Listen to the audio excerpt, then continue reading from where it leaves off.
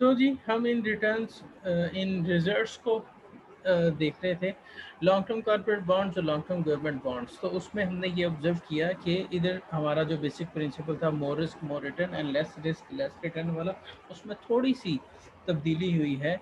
जब आप कंपेयर कर रहे हैं कॉर्पोरेट बॉन्ड को गवर्नमेंट बॉन्ड के साथ, तो उस सिनेरियो में थोड़ा सा जो है वो सिचुएशन बदली कि आपका कॉर्पोरेट बॉन्ड जो है उसका रिस्क 8.6% है, जबकि गवर्नमेंट का बॉन्ड जो है उसका रिस्क जो है वो ज़्यादा है as compare to corporate bond. जबकि दूसरी तरफ कॉर्पोरेट बॉन्ड रिस्क कम होने के बावजूद वो आपको ज़्यादा रिटर्न दे रहा है as compare to government bond. So ये सिनेरियो थोड़ा सा इसमें डिफरेंट होगा। उसके बाद US treasury bills, US treasury bills जो है इसका रिस्क जो है 3.1% और इसका रिटर्न जो है that is 3.8%। US treasury bills जो है ये शॉर्ट टर्म इन्वेस्टमेंट है और ये ऊपर वाले बॉन्ड्स जो हैं ये लॉन्ग टर्म इन्वेस्टमेंट्स हैं। ठीक हो गया। So these are the things. और उसके बाद ये इन्फ्लेशन जो है वो 3.1% एवरेज इन्फ्लेशन जो है वो इस सारे टाइम पीरियड में यूएस इकॉनमी जो है उसमें रही है 1926 टू 2004। ठीक है। और उसमें जो स्टैंडर्ड एविएशन हुई है, मतलब इन्फ्लेशन जो है उसमें जो वेरिएशन है वो भी बड़ी माइनर सी है, 4.3% is the variation for this whole time period. So ये वेरिएशन भी कोई इतनी ज़्यादा नहीं है। इसका मतलब यह है कि ओवरऑल सिचुएशन जो है इन 1926 से 2004 तक ऑलमोस्ट स्टेबल ही रही है इन्फ्लेशन के पॉइंट ऑफ व्यू से, कोई इतनी ज़्यादा वेरिएशन उसमें नहीं है। So these are the scenarios. अब हम रिस्क प्रीमियम को इस पॉइंट के ऊपर डिस्कस करते हैं कि रिस्क प्रीमियम क्या है। The risk premium is the added return over and above the risk free rate resulting from bearing risk. ठीक है।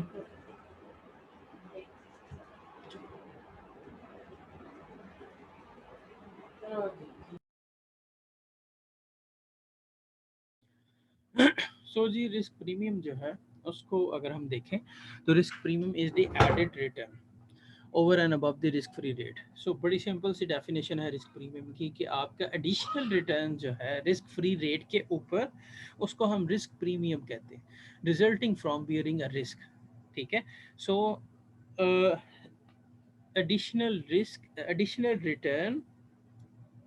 Additional return over risk free rate, उसको आप रिस्क प्रीमियम जो है वो कहते हैं। One of the most significant observation of stock market data is the long run excess of stock return over the risk-free return. The average excess return from large company common stock for the period 1926 through 2004 was 8.6%.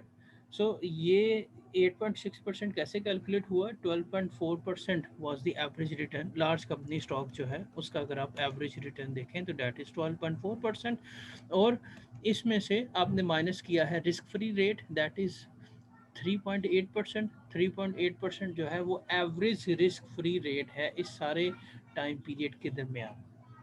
Okay. तो आपने risk premium calculate करना है, तो risk premium calculate करने के लिए हमने discuss किया कि रिस्क फ्री रेट जो है वो अगर आप अपनी इन्वेस्टमेंट के रिटर्न से माइनस कर दें तो जो रिमेनिंग रिटर्न होगा that would be excess return, और उसे हम रिस्क प्रीमियम कहते हैं। So large company common stock जो है उसने 1926 से 2004 के टाइम पीरियड के दरमियान जो एक्सेस रिटर्न लिया है दैट इज़ 8.6%। ठीक है।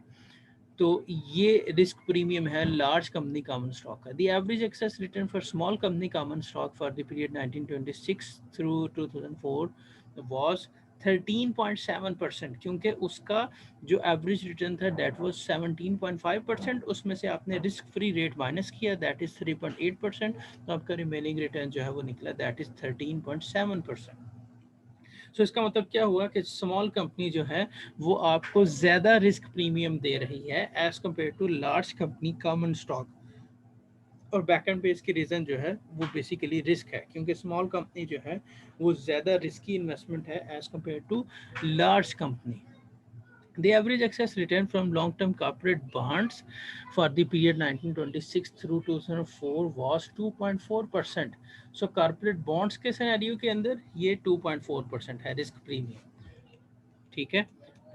So this is the scenario जिसमें हम रिस्क प्रीमियम जो है उसको डिस्कस करते हैं। ओब्वियसली कॉर्पोरेट बॉन्ड जो है उसके अंदर रिस्क जो है वो कम है, इस वजह से उसका रिस्क प्रीमियम भी कम है। So risk premium is totally linked with the risk of the investment. अब जो इन्वेस्टमेंट कर रहे हैं उसका रिस्क अगर ज़्यादा है तो रिस्क प्रीमियम जो है वो ज़्यादा होगा। अगर उसका रिस्क जो है, आपकी इन्वेस्टमेंट का रिस्क अगर कम है तो उसका रिटर्न, उसका जो रिस्क प्रीमियम है वो भी कम होगा। एंड रिस्क प्रीमियम अगेन मैं डिफाइन कर रहा हूँ कि risk premium is the excess return.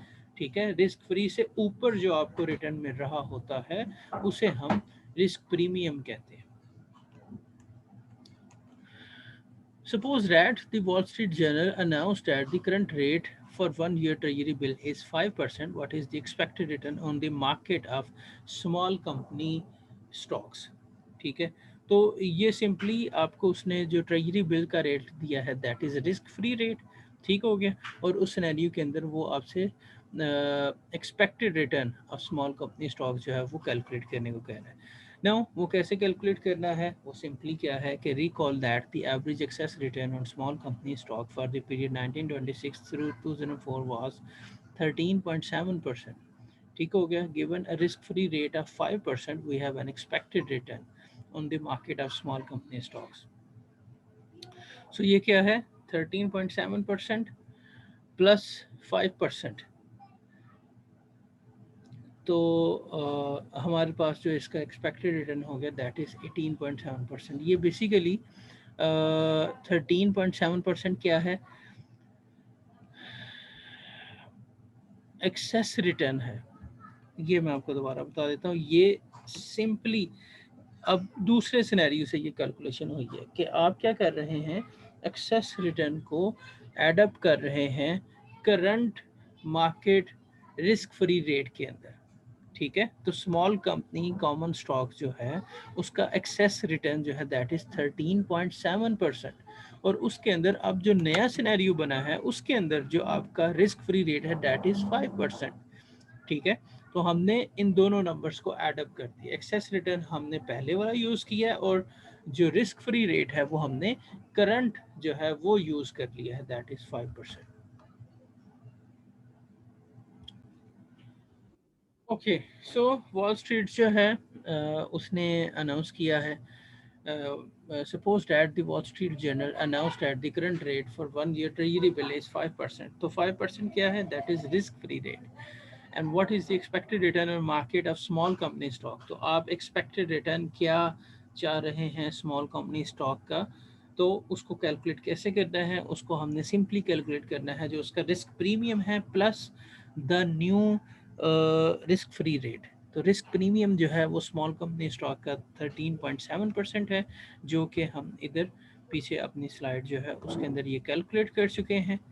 13.7% is from here कि आपने क्या किया कि 1926 से लेके 2004 तक का जो डाटा था ये रिस्क और रिटर्न का, उसकी बेसिस के ऊपर आपने देखा कि आपको risk premium small company stock के ऊपर कितना पे करना पड़ रहा है।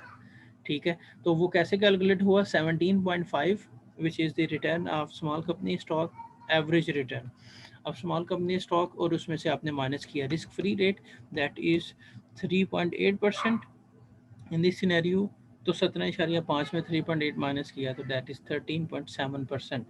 तो ये है रिस्क प्रीमियम, और इस रिस्क प्रीमियम के अंदर आपने फिर अब जो नया ट्रेजरी बिल का रिटर्न है 5% उसे एडअप करेंगे, तो आप आज के सिनेरियो के अंदर जो है वो जो आप एक्सपेक्टेड रिटर्न ले रहे हैं स्मॉल कंपनी स्टॉक का वो कैलकुलेट हो जाएगा। तो इस सिनेरियो के अंदर ये 18.7% बन रहा है, क्योंकि 5% is your risk free rate, new risk free rate, current risk free rate, और 13.7% is the risk premium of small company stock. तो इन दोनों को आपने एडअप किया तो आपके पास एक्सपेक्टेड रिटर्न जो है वो आया 18.7%, which is present over here. The risk and return trade off, तो रिस्क और रिटर्न ट्रेड ऑफ जो है ये एक ग्राफ है, इस ग्राफ के वाई एक्सिस के ऊपर एनुअल रिटर्न है और एक्स एक्सिस के ऊपर एनुअल रिटर्न स्टैंडर्ड डेविएशन है। मतलब कि एक साइड पे रिस्क हो गया एक्स एक्सिस के ऊपर और वाई एक्सिस के ऊपर इसका रिटर्न हो गया। सो द थिंग इज के रिस्क बढ़ता जाएगा तो उसके अगेंस्ट रिटर्न भी बढ़ता जाएगा। ये एक पॉजिटिवली स्लोप्ड कर्व है। इसका मतलब क्या हुआ कि आपके एक्स एक्सिस पे अगर नंबर्स बढ़ रहे हैं तो वाई एक्सिस के ऊपर भी नंबर्स बढ़ रहे हैं, जिसका मतलब ये हुआ कि आपका अगर रिस्क बढ़ रहा है तो आपके रिटर्न्स जो हैं वो भी बढ़ रहे हैं। नो मोर इंटरेस्टिंगली, इधर एक चीज़ जो आपको समझने वाली है वो ये है कि हमें ये जो स्लोप है इन इन लाइन के अंदर डिफरेंट पार्ट्स की जो स्लोप है, ये स्लोप बड़ा मैटर कर रही है। ये स्लोप ऐसे मैटर कर रही है कि अगर ये स्लोप, अगर ये ज़्यादा कर्व जो हैं वो स्टीपर होंगे, ठीक है, तो इसका मतलब ये है कि वो अच्छी इन्वेस्टमेंट है। और अगर ये कर्व जो है वो फ्लैटर होंगे जैसे ये वाला सिनेरियो, ठीक है, तो स्टीपनेस का मतलब ये है कि बिल्कुल अपवर्ड इनकी जो है वो जो है वो स्टीप अपवर्ड जो है वो मूवमेंट है।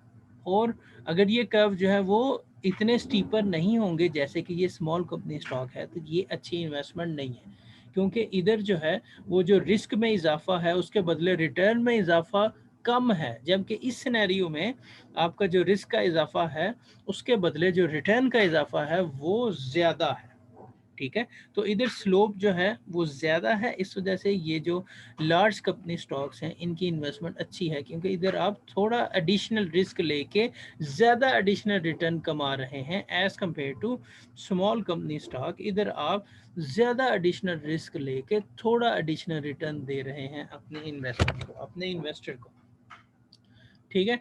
सो इस वजह से ये जो स्मॉल कंपनी स्टॉक जो हैं they are not a better option as compare to large company stock, क्योंकि हम दोनों के परस्पेक्टिव से, रिस्क और रिटर्न दोनों परस्पेक्टिव से बात कर रहे हैं इधर।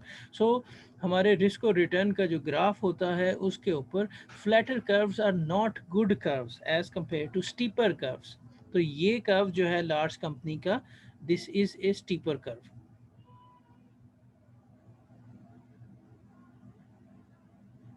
नहीं नहीं नहीं नहीं, ये तो सिनेरियो बदल गया सारा कि टी बिल ये बेसिकली स्टार्टिंग पॉइंट जो है वो शो कर रहा है। सो इधर अगर हम देखें तो ये स्मॉल कंपनी का तो आगे कर्व मूव करता है, क्योंकि स्टार्टिंग पॉइंट के ऊपर है टी बिल स्टार्टिंग पॉइंट पे, टी बॉन्ड स्टार्टिंग पॉइंट पे, लार्ज कंपनी स्टार्टिंग पॉइंट पे। तो ये लार्ज कंपनी स्टॉक है, ठीक है। तो लार्ज कंपनी स्टॉक का टी बॉन्ड से अगर कंपैरिजन करें तो लार्ज कंपनी स्टॉक का इन्वेस्टमेंट ऑप्शन जो है वो भी अच्छा ऑप्शन नहीं है as compare to T bonds, ठीक है। टी बॉन्ड्स आपको ज़्यादा अच्छा रिटर्न जो है वो दे रहा है, रिस्क एडजस्टेड रिटर्न दे रहा है।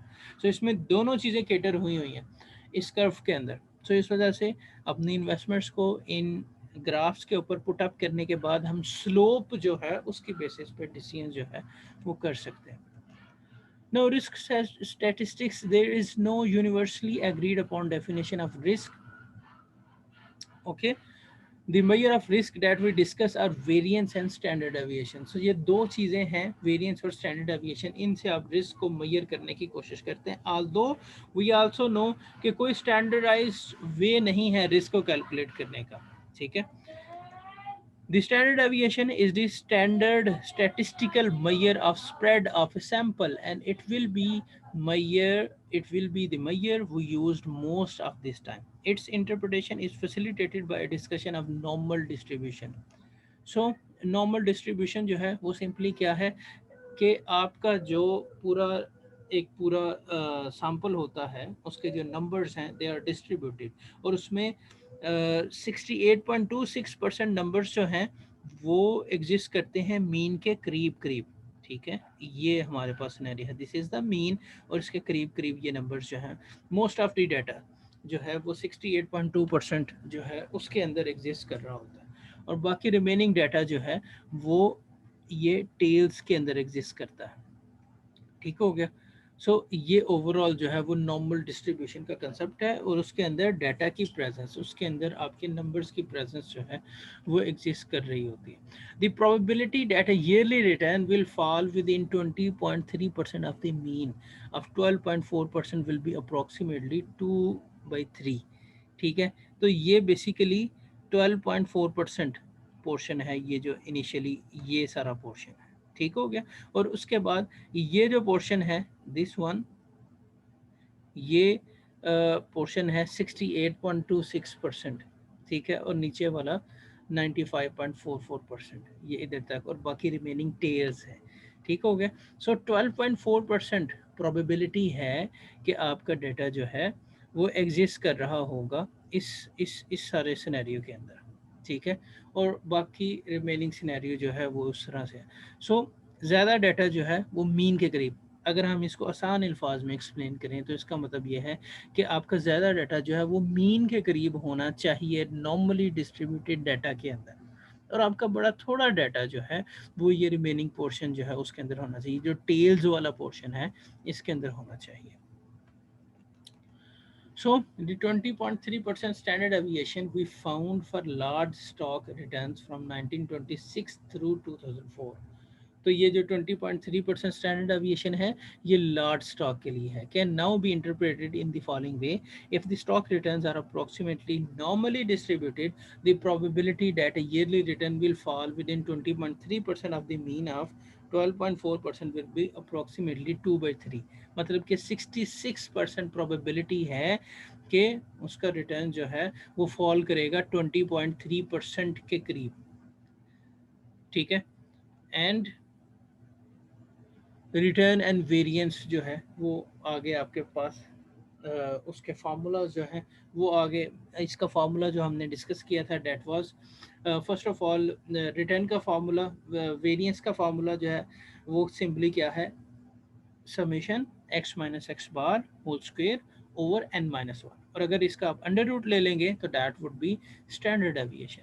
ये दोनों मैयर हैं रिस्क की कैलकुलेशन के। आपके पास ये एक्चुअल रिटर्न्स हैं, ठीक हो गया, ये है एक्स, और ये आपके पास एवरेज रिटर्न है, दिस इज एक्स बार। ठीक है। तो x माइनस एक्स बार, ये हम एक पूरा जो है वो टेबल क्रिएट करेंगे जिसमें एक नेक्स्ट कॉलम होगा that is x minus x bar का। उसके बाद फिर हम x माइनस एक्स बार का स्क्वायर लेंगे एक चौथे कॉलम के अंदर। ठीक है। और आखिर में इन सारे नंबर्स को एड अप करेंगे तो that would be summation x minus x bar whole square. ठीक हो गया। अब ये जो नंबर है उस नंबर को हम डिवाइड करेंगे n माइनस वन से। सो वो नंबर जो है, जो summation x minus x bar, ये स्क्वेयर्ड डेविएशन जो है, summation x minus x bar whole square जो है, वो जब हमने एडअप किया तो दैट इज 0.0045 ओवर 4 - 1। ठीक है। तो हमारा आंसर आया 0.0015। अब आप इसका जो है वो अगर आप इसका ले लें, अंडर रूट ले लें तो दैट इज़ 0.03873। तो ये हमारा स्टैंडर्ड डेविएशन जो है वो हो जाएगा। अब वेरिएंस और स्टैंडर्ड डेविएशन में फ़र्क क्या है? वेरिएंस और स्टैंडर्ड डेविएशन का फ़र्क ये है, सिर्फ इंटरप्रिटेशन का फ़र्क है। वेरिएंस जो है इसका कोई यूनिट नहीं होता, जबकि स्टैंडर्ड डेविएशन जो है उसका यूनिट होता है। और ये इंटरप्रिटेशन के अंदर परसेंटेज टर्म्स के अंदर हम इसको डिस्कस करते हैं, जबकि वेरिएंस को हम जो है वो बगैर यूनिट के डिस्कस करते हैं। लेट्स से हम कहते हैं कि जी वेरिएंस ऑफ दीज रिटर्न्स जो कि हमने टेबल के अंदर दिए हुए हैं वो 0.0015 है।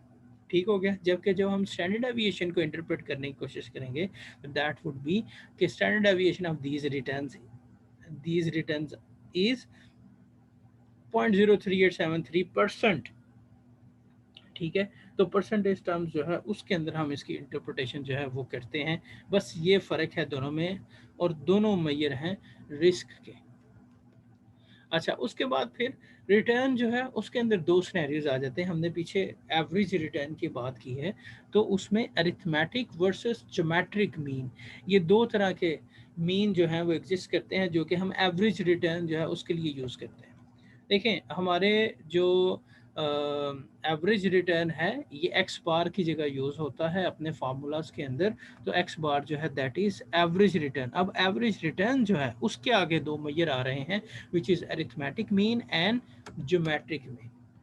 अरिथमेटिक एवरेज क्या है? Return earned in an average period over multiple time periods. जबकि ज्योमेट्रिक एवरेज क्या है? एवरेज कंपाउंड रिटर्न पर पीरियड ओवर मल्टीपल पीरियड्स। सो कंपाउंडिंग जो है वो इंक्लूडेड होती है ज्योमेट्रिक एवरेज के अंदर। ठीक है। अरिथमेटिक मीन सिंपली आप सबको एडअप करके उसको नंबर ऑफ ऑब्जर्वेशन से डिवाइड कर देते हो, जबकि ज्योमेट्रिक जो है उस वो कंपाउंडेड इम्पैक्ट जो है वो उसके अंदर इंक्लूडेड होता है। और ये दोनों नंबर्स जो हैं ये डिफरेंट होते हैं, इनमें फ़र्क होता है थोड़ा सा। The geometric average will be less than arithmetic average unless all returns are equal. ठीक है। ज्योमेट्रिक एवरेज जो है वो अरिथमेटिक एवरेज से कम होगा, लेकिन एक सिनेरियो है जिसके अंदर ये दोनों सेम हो सकते हैं, जिधर आपका सारे का सारा जो नंबर्स हैं, एवरेज के नंबर्स जो हैं हर साल का वो सेम हो, तो उस सिनेरियो के अंदर ये बेहतर हो सकता है। Which is better. अब ये चीज़ इंपॉर्टेंट है कि दोनों में से बेहतर कौन सा है। ठीक है, तो आंसर इसके अगर आप लॉन्ग टाइम होराइजन जो है उसका एवरेज रिटर्न कैलकुलेट करना चाह रहे हैं, तो देन आपको ज्योमेट्रिक मीन जो है वो यूज़ करना चाहिए। ठीक हो गया। और अगर आप शॉर्ट टाइम पीरियड जो है उसके रिटर्न्स एवरेज रिटर्न्स कैलकुलेट करना चाह रहे हैं, तो देन आपको अरिथमेटिक जो है मीन उसको यूज़ करना चाहिए अपनी कैलकुलेशन के अंदर। The arithmetic average is overly optimistic for long horizons.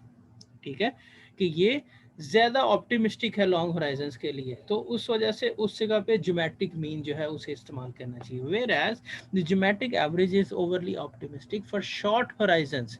तो शॉर्ट होराइजंस के लिए, शॉर्ट टाइम पीरियड के लिए आपको ज्योमेट्रिक मीन नहीं यूज़ करना चाहिए, क्योंकि वो ओवरली पेसिमिस्ट है फॉर शॉर्ट टाइम पीरियड्स के लिए। सो इस वजह से शॉर्ट टाइम पीरियड के लिए अरिथमेटिक मीन और लॉन्ग टाइम पीरियड के लिए geometric mean is a proper way जिसको आप यूटिलाइज कर सकते हैं अपने रिटर्न्स की कैलकुलेशंस के अंदर।